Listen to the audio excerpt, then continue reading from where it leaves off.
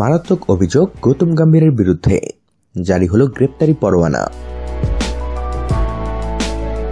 সবাইকে গল্পকথা ইউটিউব চ্যানেলে স্বাগতম। আমাদের চ্যানেলে সাবস্ক্রাইব করেছেন কি? অজানা সব নিউজ আপডেট পেতে সাবস্ক্রাইব লেখার উপর ও বেল বাটনে প্রেস করুন। সদ্য অবসর নিয়েছেন, ভক্তরা সাগ্রহে অপেক্ষা করছিলেন আইপিএলে তিনি মুখ দেখান কিনা তা জানতে, কিন্তু তিনি ক্রিকেট থেকে বহু দূরে, ফাঁসলেন বড় কেলেঙ্কারিতে। তার বিরুদ্ধে গ্রেপ্তারি পরোয়ানা জারি করল দিল্লির সাকেত আদালত। কিন্তু অভিযোগ কি? সর্বভারতীয় সংবাদ মাধ্যমের রিপোর্ট থেকে জানা যাচ্ছে, গাজিয়াবাদের ইন্দ্রপুরী অঞ্চলে রুদ্র বিল্ডওয়েল রিয়েলিটি প্রাইভেট লিমিটেড এবং HR ইনফারসিটি প্রাইভেট লিমিটেড নামক সংস্থার যৌথ উদ্যোগে নির্মীয়মান আবাসনের ব্র্যান্ড অ্যাম্বাসেডর ছিলেন গৌতম।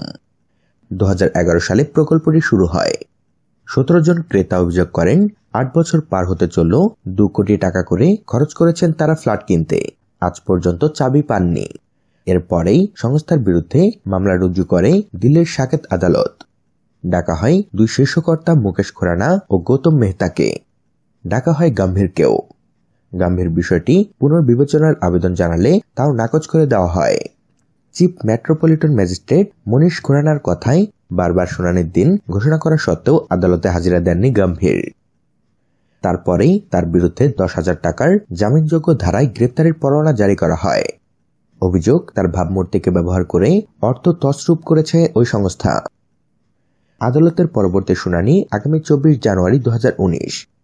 নতুন বছরে গম্ভীরের জীবন কোন দিকে বাঁক নেয় তা দেখতে মুখিয়ে আছেন ভক্তরা। তো বন্ধুরা, এ বিষয়ে আপনাদের মতামত জানিয়ে দিন আমাদের কমেন্ট বক্সে, আর ভিডিওটিতে লাইক ও শেয়ার দিয়ে আমাদের সাথে থাকুন। ধন্যবাদ।